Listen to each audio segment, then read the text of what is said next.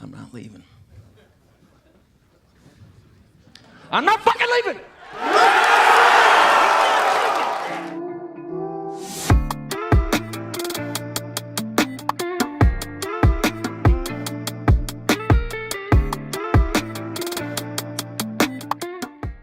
What's up, guys? Rob here, and as you guys can see, it's a solo pod today. Tiz has a bit of a personal matter to deal with, so you guys are stuck with me today, and no need to fear.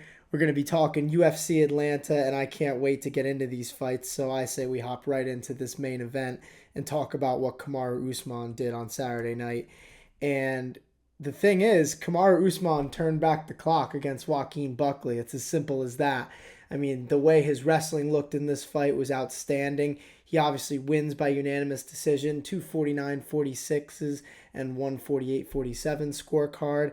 And he snaps Joaquin Buckley's 6-fight win streak and snaps his own 3-fight losing streak, which is obviously a good thing for the former champ. Like I just said, his wrestling was absolutely outstanding. The timing on his takedowns was incredible. And honestly, like, the speed of them was impressive to me at the very end of the fight, because it seemed like as the fight went on, Buckley was adjusting a bit better to the timing of Usman's takedowns, and Usman proved that he still has that athleticism even with those knees. And it was vintage Usman, to really put it bluntly. I mean, the top control was fantastic. When he did get Buckley to the ground, awesome ground and pound by Usman. And overall, just a really dominant win. And I know one of the scorecards was 48-47, but let's not get it twisted. Usman was very much in control of this fight and dominated it and showed that Buckley, yes, he may be dangerous. He might be really good, but he's not quite on that championship level yet. And Usman is right back into the title picture, and he has to be. And this has been an interesting narrative to follow, after this fight. I've been seeing, even with this win, a lot of disrespect for Kamaru Usman. And, while I agree with most MMA fans that say that he doesn't really deserve a title fight coming off of one win, you can't really disrespect the guy's resume and what he's done in this sport. And because of all of that, he has to be a contender for the next title fight. And even if you and I don't agree on that, his star power does mean something, and the things he's done for the company, I'm sure, means something. And he's 1-3 in his last 4, but let's not forget what this man has done in his career. I mean, he's beaten RDA, Damian Maia on his way to the title, and let's not forget he beat Tyron Woodley, arguably still in his prime too, for the title, and defended it twice against Colby Covington, twice against Jorge Masvidal and Gilbert Burns. And this dude was giving us like 2 to 3 title fights every single year. So it is interesting to see the disrespect towards the former champion in Usman, because I always felt that he was pretty beloved, especially towards the end of his title reign. Because like I said, you're getting all these title fights every single year. He was making it exciting. He was talking to the contenders, and he was very active. How can you hate on that? But obviously he's had a bit of a rough run over the past few years, but it's only really been losing to the best of the best. And I think that this is an interesting win for him. I'm not sure if I ever really had Buckley as high up as some of these other new welterweight contenders like Shavkat, Ian Gary, Sean Brady. So that's why, personally, I wouldn't want to see him fight the winner of Jack Della Maddalena versus Islam Makhachev. But again, to just neglect everything he's done in the sport, I think that that's not only stupid, but I think it's a bit disrespectful. The UFC has done things like this before. Even if you've had a rough run lately, you get a win over a nice contender like a guy like Buckley. It's not out of the realm of possibility that he could be the guy who's fighting the winner. But personally, I would love to see him fight someone like maybe Sean Brady or an Ian Gary. But right now, I think that it's very likely that someone like Shavkat could still slide in for that next title fight after JDM versus Islam. But again, Usman's right up there too. And he's up there with Ian Gary and Sean Brady. And it'll be interesting to see what happens.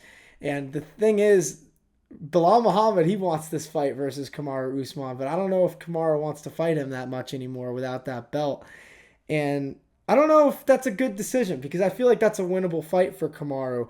And I think it's a bit less dangerous than some of these younger up-and-coming guys who are more explosive and might be able to take better advantage of maybe any of the steps that Usman has lost because of his knees or, just age. I think he's about to be 38 now at this point, so it's obviously very tough to get back to the title after a few losses, but, Usman getting the win here, that was important. You could see how much it meant to him mentally after the fight with how emotional he got during the post-fight presser. And I think he's gotten a monkey off of his back, and depending on who he fights next, I don't think it's out of the realm of possibility that we could see Usman in another title fight at some point. And I'm not saying that he's going to become champion again, but I wouldn't rule it out that he could, string together a couple of wins here and then fight for a title, because, right now he just beat a guy who's coming off a 6-fight win streak, and there's plenty of top contenders that Usman could still fight. I truly don't think he's going to be next for the title after Islam Makhachev, but, time will tell with that one.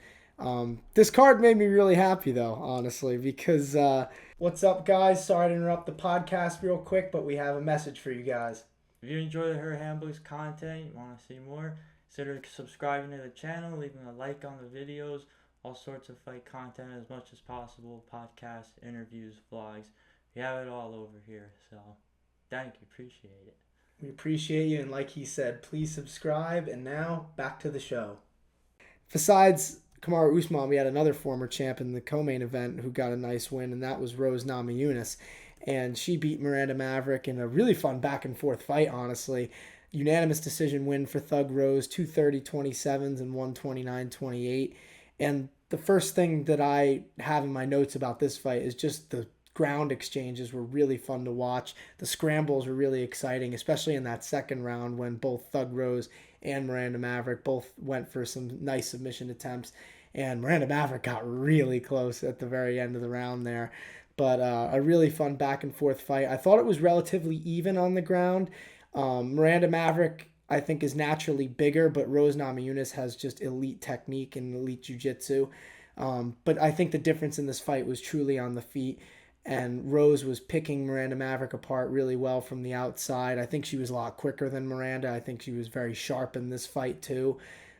She's very smart in the cage, and Rose also has very good timing, both on the feet and, with her takedown attempts and the way that she works in the clinch. It is worth noting that Miranda Maverick tore her ACL in the second round of this fight, but again, Rose Namajunas did really well on the feet, and on the ground, I don't know. It's a tough thing. I mean, it sucks that happened. I hope obviously Miranda Maverick recovers well, but you can't really take anything away from Rose Namajunas, nor do I think Miranda Maverick was really trying to do that. But at the end of the day, it's unfortunate for Miranda either way. She took a loss in this fight, and that, sends her back down in the rankings a little bit. But Thug Rose is now in an interesting spot. And I love what Thug Rose was saying after the fight about wanting to either fight Alexa Grasso or Natalia Silva. Both of those fights are really intriguing matchups to me. When you look at Grasso, another old school vet, former champion like Rose, former strawweight like Rose, and I think that it'd be interesting to see Rose's really precise kickboxing against Alexa Grasso's just naturally impressive pressure fighting and her boxing. And Natalia Silva, she has a pretty similar style on the feet to Thug Rose, so I'd be curious to see what would happen in that fight. I don't know if it would be the most spectator-friendly, but I think it would be an interesting chess match on the feet. Either way, Thug Rose is going to be moving up, and I think Grasso or Silva could be a really interesting fight. And I think that if she were to beat either of those people, that she could be seeing a title fight in her near future. So overall, besides those two fights, I don't want to keep you guys on here that long, considering, obviously I'm just talking to the camera here. But the rest of the card, a couple of just impressive performances on the main card, specifically Edmund Shabazian against Andre Petroski. I thought that was a really good performance by Edmund. I was really interested to see how he was going to do against a good grappler like Petroski, but Petroski really didn't push the wrestling that much. But I also think that that's partially because of how well Edmund was keeping him at range on the feet. And the whole fight, he was really at a safe distance, just picking Andre Petroski apart. And then, besides that, obviously Raoni Barcelos with, the biggest win of his career against Cody Garbrandt. And it's really unfortunate because it just seems like Cody's taken a step back since, really the beginning of the pandemic era, really, here in the UFC. And to see him lose against Barcelos, who is a really high-level opponent, but, not a household name like Cody is, it's sad to see because I think Cody really is a fan favorite. But, to not focus on Cody and to focus on the winner of this fight, Raoni Barcelos, I really loved what he did after the fight, calling out Rob Font. I thought that was a smart call out for Barcelos to make. And he's been on a nice little run lately. He's on a 3-fight win streak now. And, let's not forget, before this fight, he beat Peyton Talbot, who was one of the most exciting prospects coming up in the bantamweight division. And Barcelos ran through him. He runs through Cody Garbrandt. It was a really good win, really impressive. And to talk about Cody for a little bit, I don't know. He looked really good in the first round. I thought he did a good job at kind of mixing up his movement, going backwards and forwards. But in the second and the third, it seemed like he was exclusively moving backwards. His back was up against the cage, and he really had no room to work. And Barcelos did a good job at kind of keeping him there and beating him up.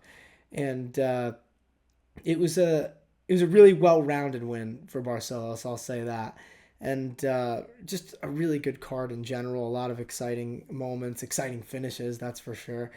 And overall, I would say this event lived up to the hype. And like I've been saying on the pod lately, June has some really, really good fights. And, even next week, when we look at this card next week, we have the UFC Baku card, and that is headlined by Jamal Hill and Khalil Roundtree Jr. I think that's going to be an insane fight. And who else is on this card? Let's see. I'm actually pretty curious because I've been so excited for the main event that I haven't even really paid attention to the rest of it. I know Rafael Fiziev is fighting. That's always a fun thing. Let's check out the rest of the card here. Fiziev versus Bahamondes. See, that's a really good fight. Curtis Blades is back. Honestly, a lot of just like really intriguing matchups, but not a lot of star power, I'd say, at least not in the American fan base, maybe over in the Middle East a little more. But I think that the co-main and main event, much like this card, are really exciting, and I can't wait for next week. And until next time, guys, see y'all.